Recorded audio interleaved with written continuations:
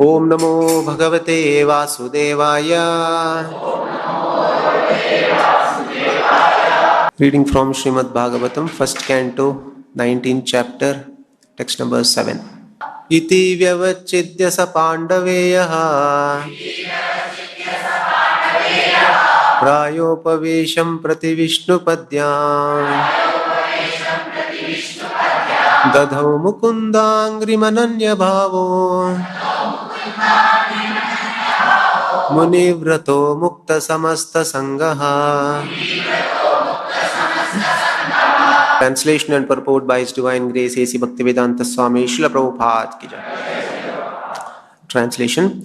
Thus the king, the worthy descendant of the Pandavas, decided once and for all and sat on the Ganges bank to fast until death and give himself up to the lotus feet of Lord Krishna, who alone is able to award liberation.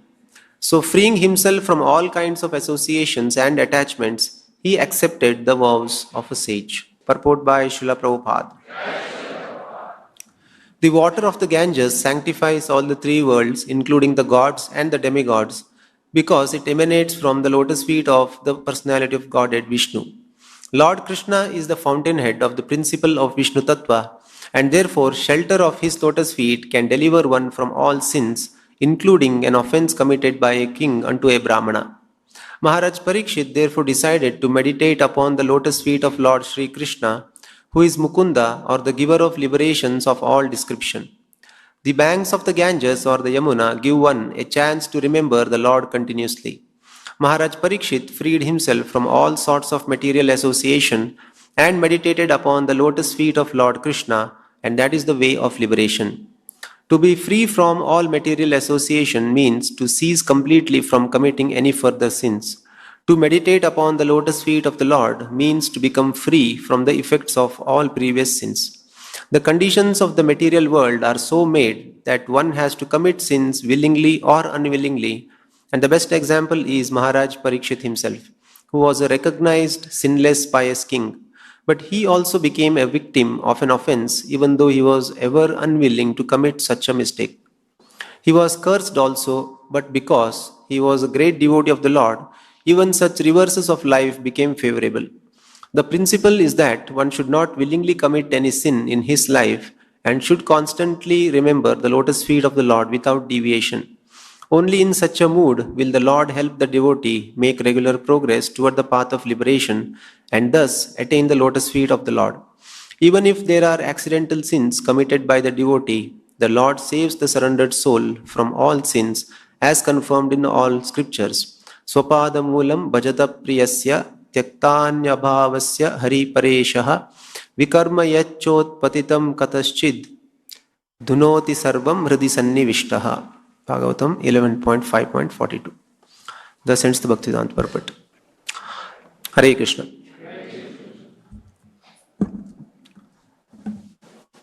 So Srila Prabhupada presents Srimad Bhagavatam so wonderfully. It is said because the Bhagavatam has come out of the mouth of Shukadeva Goswami, it has become sweet. And because Bhaktivedanta purports are there, it has become even more sweeter. How complicated subject matters Srila Prabhupada presents in very simple terms. Just to give an example, a short story which is narrated by Srila Prabhupada himself on multiple occasions. So Srila Prabhupada says, Krishna is actually Ajita.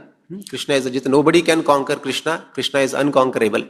But still, Ajita Jitopi Asitaistri Lokyam. He can be conquered only by his devotees, pure devotees, like Yashodamai was able to bind Krishna in the form of Damodara. So similarly, Prabhupada narrates this beautiful story that once there was a king. So in Bengal, Prabhupada gives his name is Raja Krishna Chandra. He had a comedian in his court because king has many ministers, his assistants. So one of them was this comedian called Gopal Bhan. So this Gopal actually used to crack jokes and king used to love it so much. So once it so happened that king immediately questions in the open court that Gopal, what is the difference between you and a donkey? So it's a question. What is the difference between you and a donkey? King questions him. So immediately Gopal, what he does, he goes to the king, he measures the distance from king to him, and he says the difference between me and the donkey is just 3 feet. So actually, he considered, so king actually was intending what is the difference between you and a donkey, he meant, but actually the Gopal man, he considered king himself as donkey and he measured the distance. Actually, it was an insult. So Prabhupada says, although it was an insult, king did not punish him because king also sometimes like lighter moments. King is, busy with his own hectic schedule, going on for wars, managing kingdom, solving problems, lot of issues, handling and all that. So at times he also loves to have some jokes, even though it is a kind of insult for him. So similarly, Krishna's position is so great, like Narayana, Vaikuntapati, Anantha Koti, Brahmanda Nayaka. So Krishna is actually master and source of unlimited universes, not only just planets, unlimited universes, he is the master. So his position is such that in Purushtokta we get to see devotees offer him prayers and with awe and reverence and with so much of respect. Although there is love, but that is not externally visible in Vaikuntha planets. This love and playful things with the Supreme Lord is possible only in Goloka Vrindavana. So Prabhupada gives this example that Gopas sometimes fight with Krishna. They defeat Krishna and Krishna agrees to get defeated, and then Krishna has to carry them on his shoulder as a part of punishment. And then sometimes Radharani scolds, don't allow Krishna to come. So then Gopas, they forbid Krishna. Krishna requests, please allow me to go. So like this, that is possible only in Goloka Vrindavan. So similarly, Krishna is actually acting. So he is the master of all dramas. So that's why Kunti Maharani also offers him praise. Nato Natya Dharo Yata. So although he is a dancer, it's like on the stage, somebody who's put up in the drama, put up on external dress, and he is dancing. That doesn't mean that actually that person is in reality that character what is performing. Character is something else. So similarly, Krishna's position is different. He's a master of everything and all. But because for his devotees, he behaves in such special cases. So similarly, here also one drama Krishna is actually playing. So what is that drama? Drama is just like Mahabharata everything was set up, right? The war was already, the outcome of the war was already decided. So then still Krishna acted in so many ways as though, trying to, go for a peace settlement, trying to, convince that, trying to avoid that war. Because he had already decided that Paritranaya Sadhuna Vinashaya Cha Dushkritam Dharma Samsthapana Arthaya. So to re-establish the religious principles which was deteriorated because of, these unworthy kings who were so-called kings in the garb of, demons, harassing devotees, harassing innocent people. And to annihilate such people, although he gave so many occasions, but Krishna was also sure that they would not rectify themselves. So that is the only way to punish them was to kill them. So like that, to punish Duryodhana and to reinstate Yudhishthira Maharaj as the emperor of the whole world. This whole Mahabharata war was set up. And in that also, although Arjuna was very close friend of Krishna, intimate, constant associate, he was also put under illusion. What kind of illusion? Arjuna didn't want to fight. He refused fighting because he didn't want to kill innocent people, so-called innocent people, and elders like Bhishma, Drona, Kripacharya, so like that. But still, Krishna convinced Arjuna, you have to fight. Either you fight or don't fight. The outcome is already fixed. So that is why Arjuna finally agrees and he fights. So devotees actually, if you see, they are peaceful because everything they know that in this material world is a kind of drama. Krishna is in charge, is in complete control. Devotees have to just play their roles. They have to play their parts. And the outcome is in Krishna's hands. So they are not worried so much. They are worried only to the extent that how nicely I can play my role, whatever is assigned to me by my authority, by the spiritual master, by Supreme Lord Krishna. Because only when we get attached to the result, that is where lot of stress comes in, lot of anxiety comes in, lot of miseries one undergoes. So from external point of view, it looks like in today's situation also, see after Mahabharata war, Yudhishthira Maharaj was ruling, and then the time came when he had to quit everything. All the Pandavas, they renounced the kingdom and they reinstate Parikshit Maharaj as their next successor. Parikshit Maharaj was also, it is said in today's verse, that Ivi iti vyavachidya sa Pandaveyaha. Pandaveya means the worthy descendant of the Pandavas. Who? Parikshit Maharaj. It is referring to Parikshit Maharaj. So he was actually worthy descendant of the Pandavas, just like Pandavas were pure devotees of the Lord, always constantly in touch with the Supreme Lord, remembering, meditating. So similarly, Parikshit Maharaj also had inherited this most important quality of being a pure devotee. Because of course he had darshan of the Supreme Lord in his mother's womb itself. Because of the release of Brahmastra, Lord comes in front of him, gives darshan, he saves him. So but otherwise also, Parikshit Maharaj, by his qualification, he was ruling so nicely that he was really a worthy descendant of Pandavas. And then Prayopavesham Prati Vishnu Padyam. Now what had happened? Now he actually decided. Prayopavesham means fasting until death. Fasting until death. He decided to fast until death. Why? Because this Prabhupada also writes in this in the purport that this material world is so complicated that willingly, unwillingly, one is forced to commit sinful activities. So the so-called sinful activity here committed by Parikshit Maharaj, because of which he got curse from the son of the Brahmana, because by the boy Shringi, was that he actually just garlanded the dead snake on the meditating sage. And because he was thirsty and he was hungry, he was put into this condition. Again, it is the plan of the Lord for a greater cause. The greater cause was so that this Bhagavatam could be appeared. So, appearance of Shukadeva Goswami, this chapter is entitled. After a few verses, we will see how Shukadeva Goswami comes on the banks of the Ganges, and then whole the Srimad Bhagavatam narration starts. So, it is said, Prayopavesham Prati Vishnu Padyam, and then Vishnu Padyam. So, on the banks of the Ganges, because Hastinapura, today's Delhi area, Prabhupada says Ganges and then Yamuna. Actually, Yamuna was flowing, and it is specifically mentioned here that Vishnu Padyam. Vishnu Padyam means the water that is emanated from the lotus feet of Lord Vishnu. And Dadau Mukundangrim Ananya Bhavaha. Dadau Mukundangri. Mukundangri means Lord Mukunda, who alone can give liberation. And Angri, his lotus feet. He is meditating on the lotus feet of Lord Mukunda, and he is also situated on the banks of the river Ganges, which has emanated from the lotus feet of Lord Mukunda. And then in that position, what he is doing? Munivrataha. Munivrataha Mukta Samasta Sangaha. And he is giving up all attachments and freed from all attachments and associations. So this doesn't mean that completely he is giving up even spiritual association. No. It refers here, he is giving up all, even though there was no material association or material attachment for Parikshit Maharaj.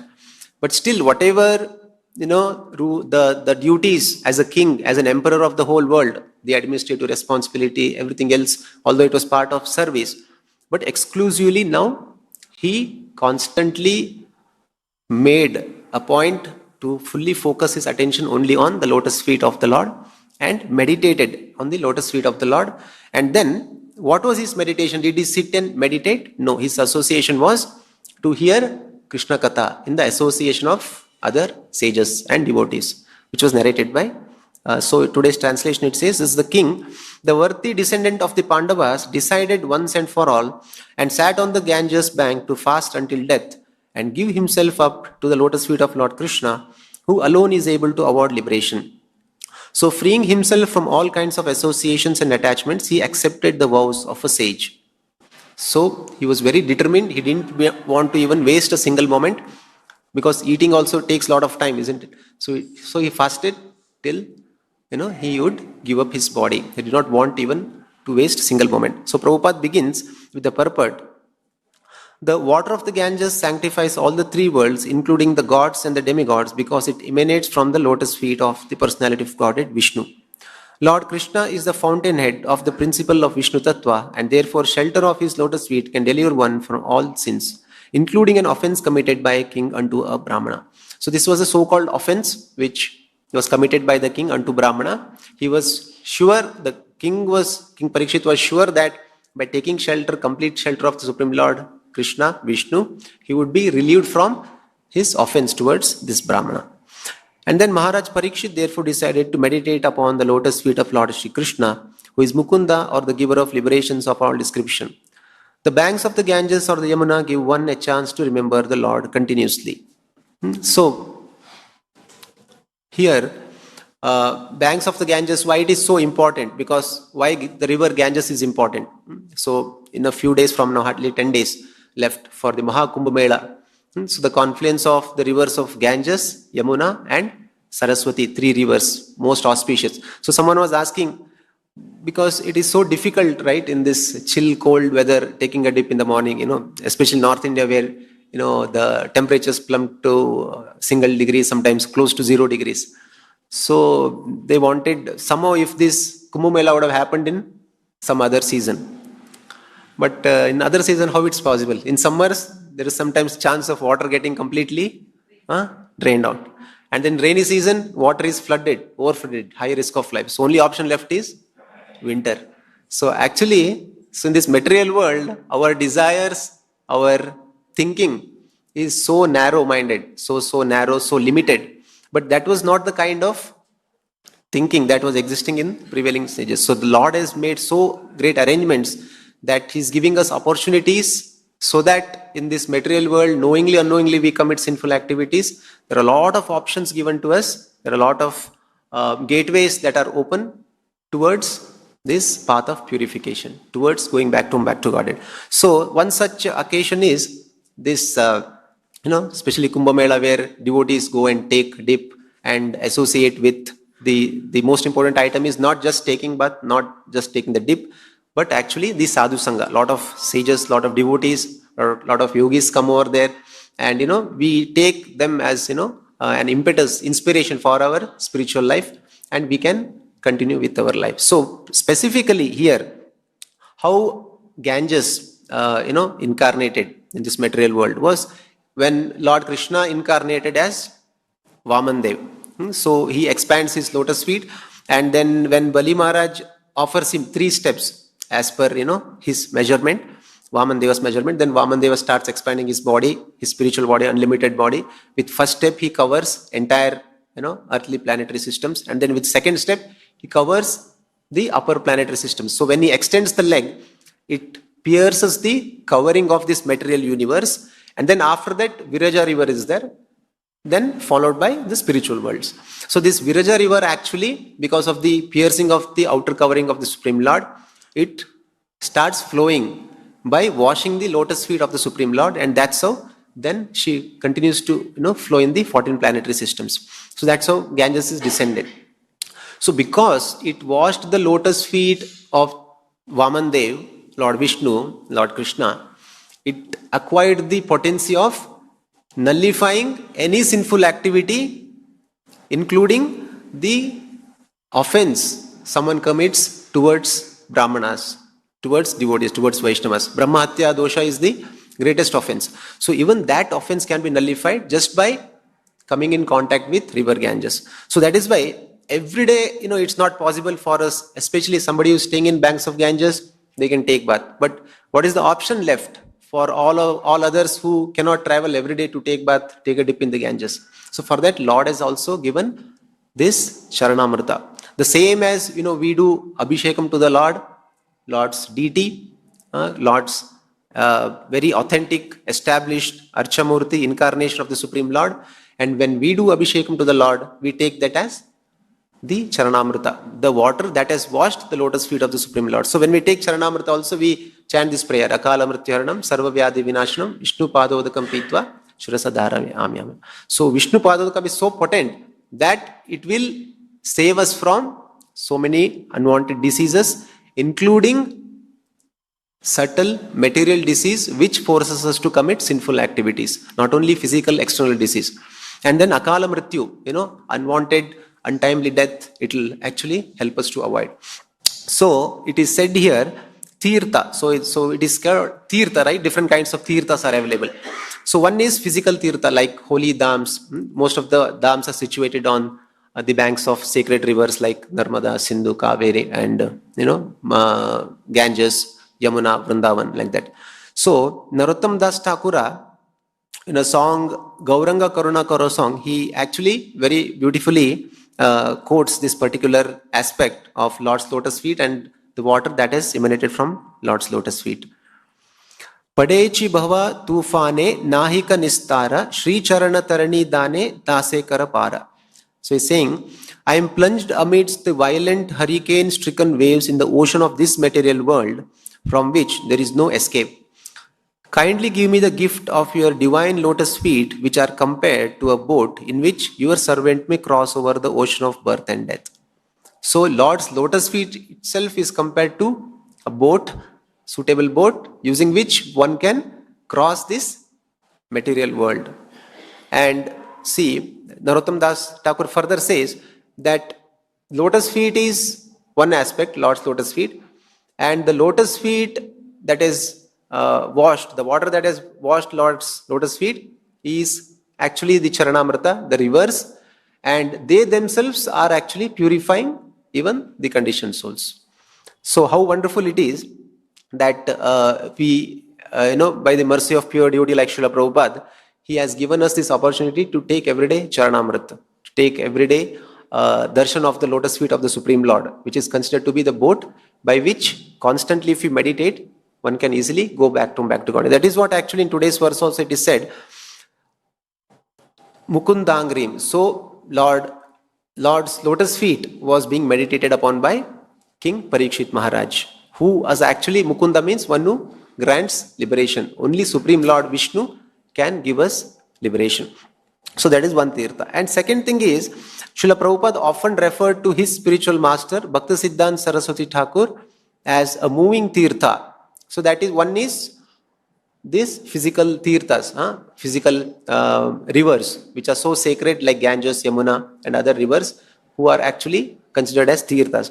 Second is, Yatra Bhagavata Tirtha, Tirthi Kurvanti Tirthani, Swantasthena Gadabrataha.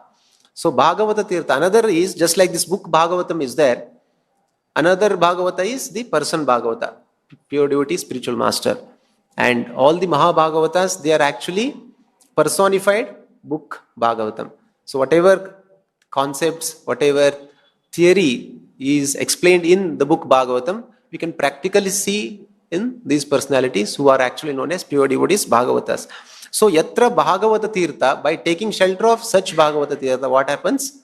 Tirthi Kurvanti Tirthani.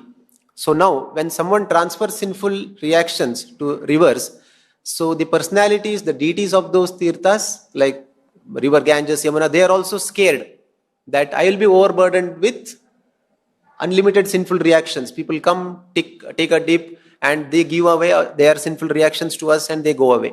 What will happen to us? So Bhagavatam says that Tirthi Kurvanti Tirthani. When pure devotees, the Mahabhagavatas who come also, to take dip in these rivers, to take bath, when they take bath, the rivers are actually relieved. They are actually, the sinful reactions are nullified and they become pure. Because, why is that? Because Swantastena Gadavrataha. Gadavrata means the Lord who is actually wielding weapon called Kaumadaki Gada, and such a Lord is being kept in the pure devotees' hearts. So that means, just like in today's verse we are seeing, Parikshit Maharaj is meditating on Mukunda Angri, the lotus feet of the Supreme Lord, Mukunda. Similarly, pure devotees are also constantly meditating on the lotus feet of the Supreme Lord. That is why they have acquired this quality to nullify the sinful reactions, not only of individuals, but even of tirthas. So actually this verse was quoted in the discussion between Vidura and Maitreya, wherein Vidura actually glorifies and he glorifies the position of pure devotees. For pure devotees, they don't have to travel all over the world.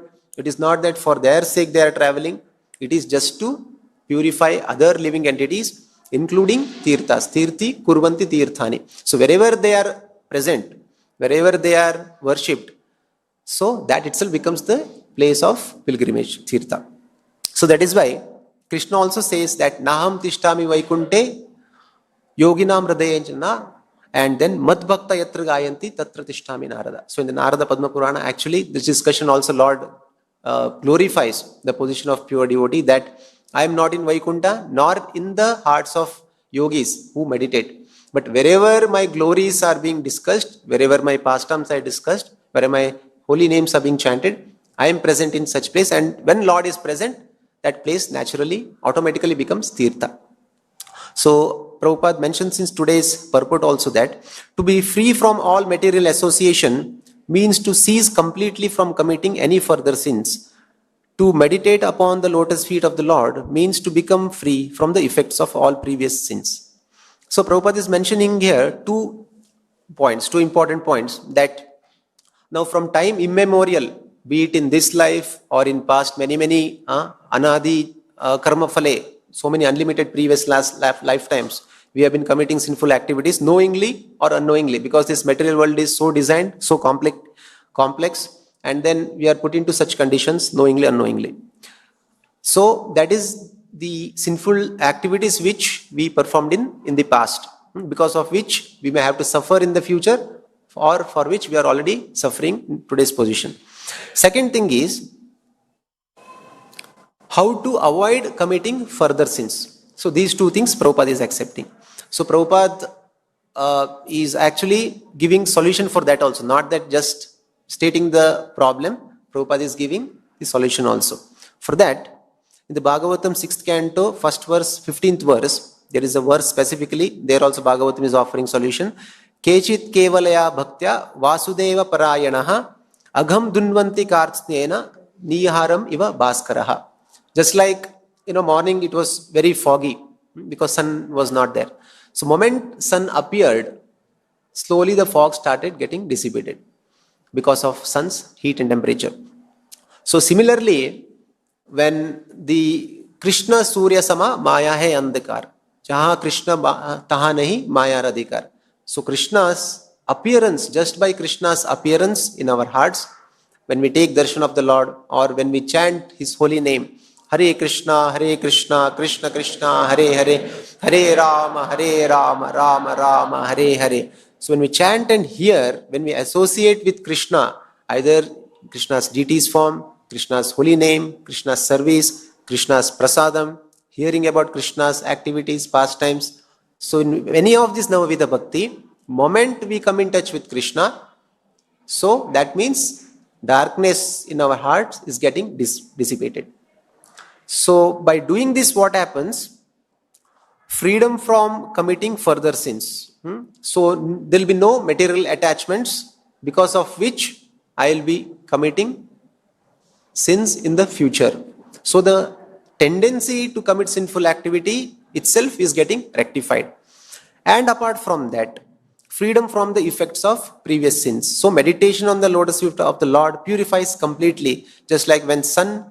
So Prabhupada is translating this verse, only a rare person who has adopted complete unalloyed devotion service to Krishna can uproot the weeds of sinful actions. Completely unalloyed devotional service, when we take shelter of Krishna, when we surrender to Krishna, we can uproot such weeds with no possibility of them sprouting again. This is accomplished simply by serving the Lord, just as the sun immediately dissipates fog with its rays. So that's what Krishna also stating in Bhagavad Gita is assuring that Sarva dharmam parityajya mam ekam sharanam vraja aham tvam sarva papebhyo mokshayishyami machucha. So Krishna is assuring Arjuna, ma shucha, do not fear. I give you assurance that whatever sinful activities that is committed in the past, everything will be nullified, and even the tendency of committing future sins will be completely eradicated. So do not fear. So it's complete shelter, avoids all these things. So one example was Ajamila, because just to quote the power of association, how the power of association. Now today we have this option to associate with anything and everything, which could be favorable, which could be unfavorable. So what is actually Sharanagati? Sharanagati is, 6-step Sharanagati, which our scriptures, Bhakti Yoga recommends. So first step is Anukulyasya Sankalpaha, accepting everything that is favorable to render devotional service. And then Pratikulasya Varjanam, rejecting things which are not favorable, which are unfavorable, or which are, dangerous for my spiritual path, giving up such things. And then having faith that completely Krishna gives me protection. Krishna is my maintainer, Krishna is my only shelter, he maintains me. And then Krishna actually not just protects me, not just, guides me properly, Krishna also helps me in situation, seeing my sincerity, that, will further enhance my surrender to Krishna.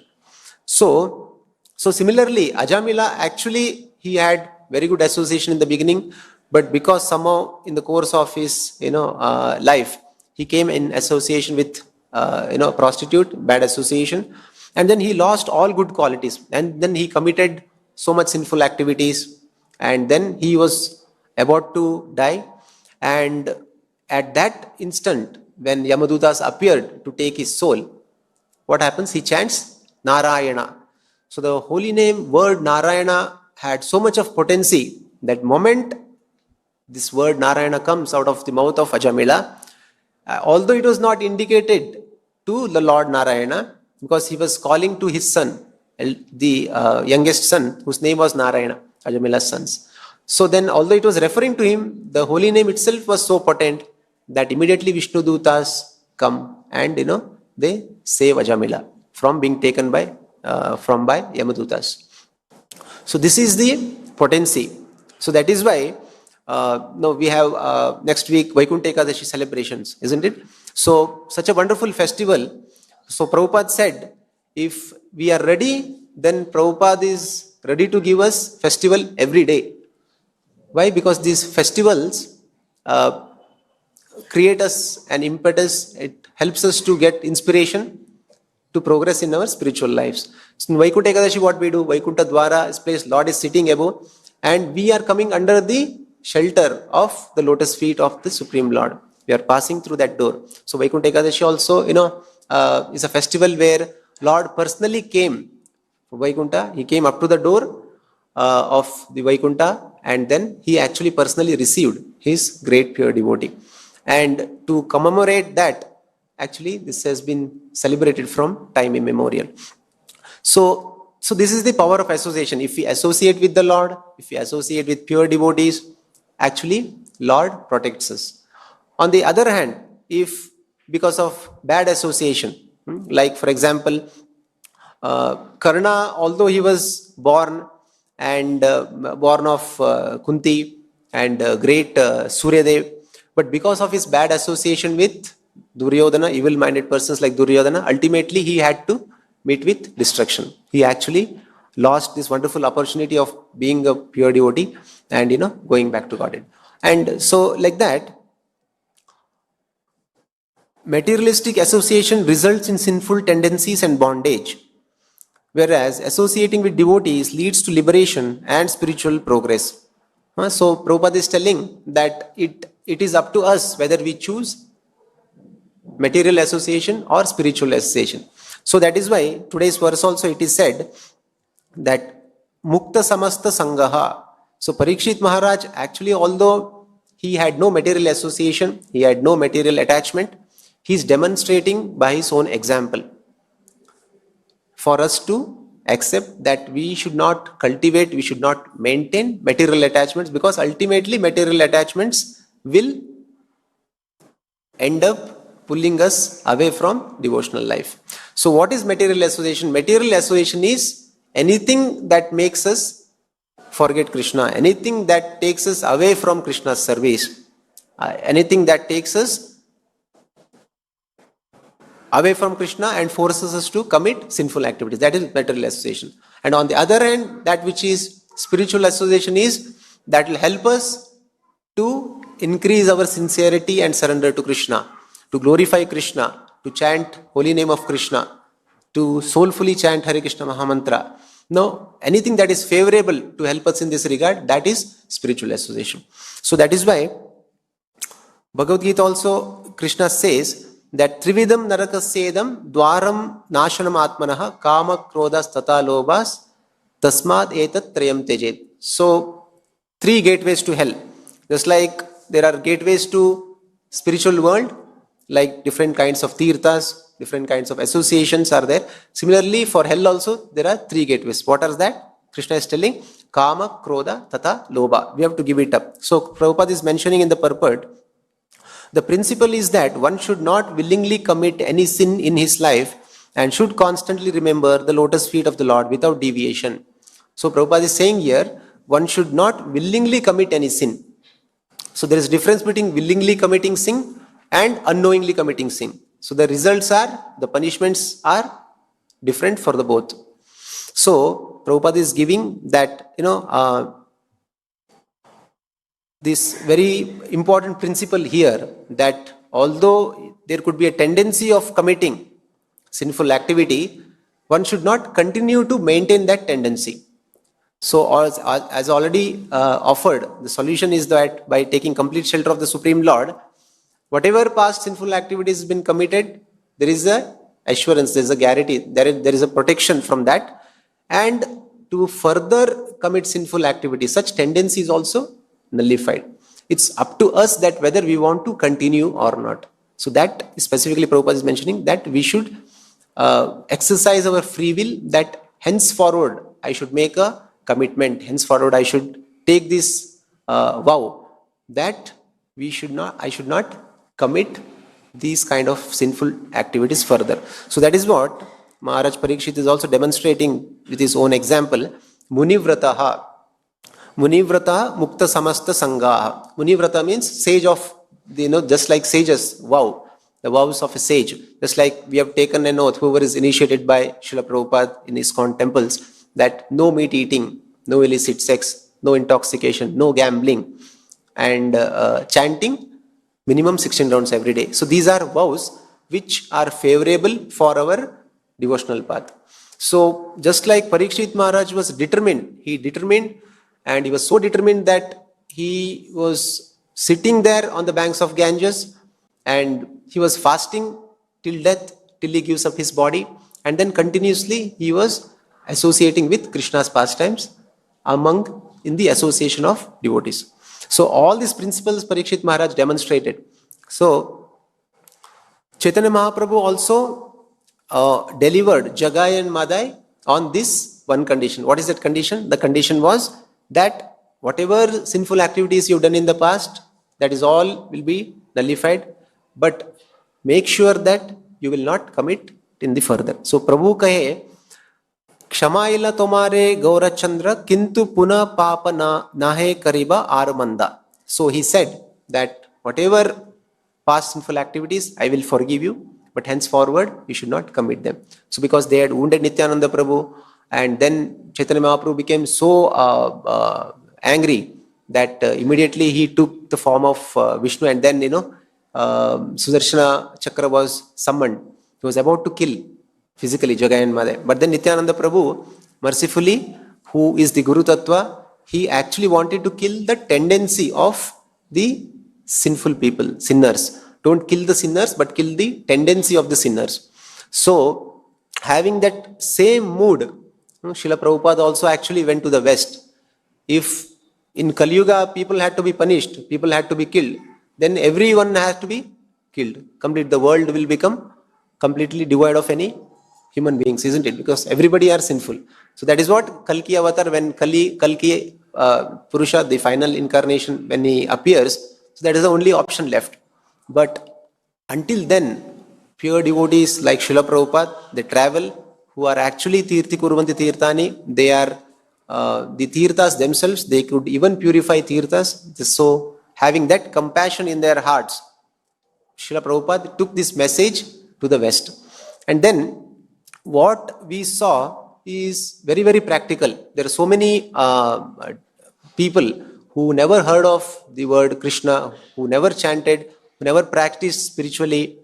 All such people also could be transformed, just like Chaitanya Mahaprabhu transformed Jagai Madai, and innumerable instances, like just by coming in touch with Narad Muni, a dacoit like Ratnakara, who could actually transform himself to become sage like Valmiki, who wrote Ramayana. So this is the kind of transformation, and so that is why Srila Prabhupada, in a lecture in Los Angeles in 1972, he says, Srila Prabhupada explained that one should avoid sinful activities not out of fear, but because they are detrimental to one's spiritual progress. Srila Prabhupada stressed that such actions are like poison and they should be avoided for the health of the soul. So, Srila Prabhupada is saying it's not that out of fear we try to avoid some sinful activities. Good, at least even if that works out, then that is good. But more serious reason why we should avoid these sinful activities is because it is detrimental for the health of the soul. Just like we are very careful to take care of the health of this body, physical body, right? I should not eat anything and everything.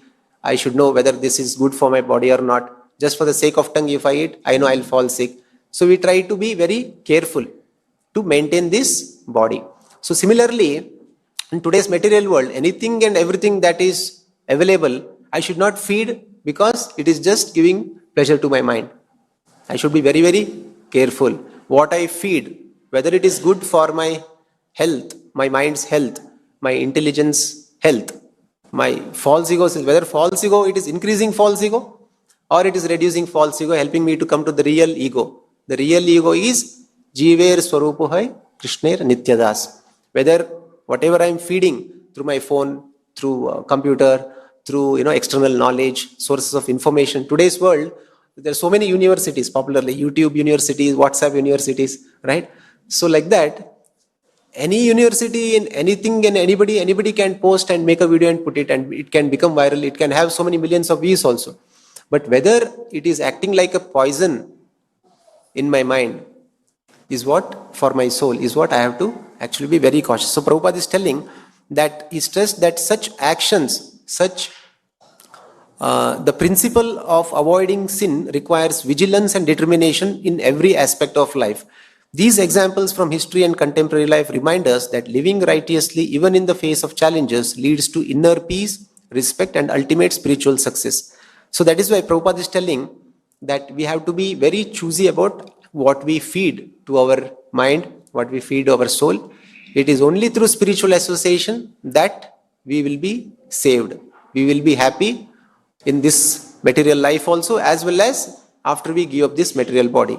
So we go to the better destination. Otherwise, we are going to suffer even in this material world as well as suffer in the next. That is why Krishna says, Yash Shastra Buddhim Sarjya Vartate Kama Karata Nasa Siddhim Avapnoti Na Sukam Na Paramgatim. So if we don't have faith in these words of pure devotees, spiritual master, scriptures, then we will not be happy even in this world, in our lives, in our material lives, nor when we give up this body and go to, because our future is going to be dark if we continue in the sinful path. So that is what Prabhupada is telling. But Prabhupada was so merciful that he attracted people from all walks of life, and everybody took spiritual life so sincerely, so seriously. One such example, one devotee recollects that before coming in touch with ISKCON, before in touch with Srila Prabhupada, Hare Krishna movement, so this devotee was actually a kind of seeker of truth, not necessarily spiritual 100%, but he was looking after so many different paths that is available. He wanted to experience each one of them, try for himself and see what is best.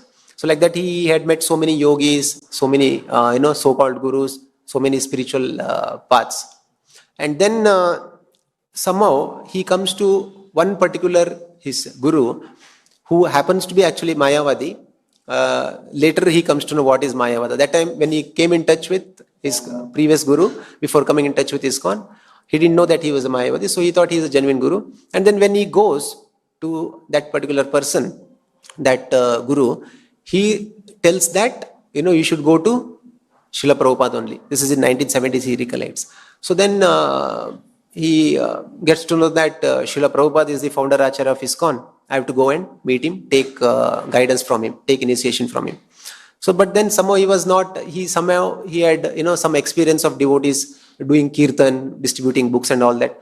So he said, I don't see them externally, they are spiritually elevated. It doesn't strike, and they look a little different, weird. So I am not getting much inspiration from them. So this was his first, experience. But then he says, no, he says, actually, Srila Prabhupada, he's there. He has, because this person happened to be some yogi, although Mayavadi, he had some mystic powers. So he said that it was destined that Srila Prabhupada, it was known to him that Srila Prabhupada would come to West, and there were so many people who were supposed to assist Srila Prabhupada in expanding, in preaching in Srila Prabhupada's mission. But somehow not everybody, came under Prabhupada's shelter. So that's why he said, so Srila Prabhupada is really Prabhupada because he is the spiritual master of so many other spiritual masters. So this is the revelation he does to him. And then he tells that, okay, let me go to Prabhupada and talk to him. And then first when he meets Prabhupada, he greets Prabhupada, Prabhupada welcomes him, and he was giving lecture, and then he attends classes, and then slowly he started reading Srila Prabhupada's books. So he recollects that as and when I read more and more Srila Prabhupada's books, I became convinced that he is the spiritual master of all other spiritual masters. So it's not that somebody who directly came in touch with Prabhupada, compared to him, someone who has tried so many other methods and then finally has come in touch with Prabhupada. So that makes little different, because he had all these kind of different experiences previously, so-called spiritual experiences. But when he started following, Srila Prabhupada's teachings, reading Prabhupada's books, and Prabhupada's movements, serving devotees, helping to expand their mission, he says, there is no better example than myself, who transformed, who was completely different person earlier. Now my consciousness is so much elevated by taking shelter of Srila Prabhupada. That's how he says. And then whole life he goes on to preach to, even in countries where openly preaching was banned. So once it so happens, this devotee was being chased by police, and then somehow he was running, and because he had some books, he was carrying books, he was doing book distribution, he was trying to please Srila Prabhupada. So Prabhupada, had blessed him. So you will be protected irrespective of situations. You try to distribute as much as possible my books. So then he was about to be caught by police. So then somehow he sees one building, and that was a college. He goes into the washroom to hide inside the washroom. So then in that washroom itself, somehow he comes in touch with one professor, and then he preaches to him, and that became the starting point of preaching, very huge preaching movement in that particular part of the country. And then somehow he gets the contact of some colleges, some universities from that professor, and then libraries, books were kept, and then so many devotees was made. So like that. So just it started with something, and just because the potency of pure devotee like Srila Prabhupada, who's Tirti Kurvanti Tirthani himself, and by trying to sincerely serve him, trying to please him, all perfection was achieved by this devotee. And then finally this devotee passes away, and at the time of death also he was so blissful. He was continuously chanting. He had devotees around him chanting all Hare Krishna Maha Mantra, and then he passes away. So that is why Parikshit Maharaj is also demonstrating it through his own example, that how to take shelter of the tirthas, how to take shelter of devotees, how to take shelter of Mukunda in the heart. So different methods, so that completely material association is avoided. There will be no distraction. And with like a Muni Vrataha, sage's vow, we actually can succeed in our spiritual path. So to summarize, we saw how Parikshit, what situations created Parikshit Maharaj to completely fast until death. And then different kinds of tirthas, including Charanamrita, pure devotees, the holy places. And then sun example, that Kechit Kevalaya Bhaktya, example Srimad Bhagavatam. Just like when sun rises, there will be no tendency of there is no tinge of darkness or foggy environment. Similarly, in our hearts also, when Krishna consciousness arises, pure devotional service arises, there will be no question of attachment to any material things and sinful activities. And then Chaitanya Mahaprabhu also demonstrated how he delivered greatest of the sinful men, Jagai Madai. And then Srila Prabhupada taking that same parampara, because he is also descendant of Brahma Madhva Gaudiya Sampradaya, in that disciplic chain of succession. Shukadeva Goswami's descendant and Parikshit Maharaj's descendant. So he's given us so wonderful Srimad Bhagavatam purports, practical guidance, tips, so that we can also follow his path and achieve all success. So we'll stop here. If anyone has any questions, we can discuss for a few minutes and we can close after that.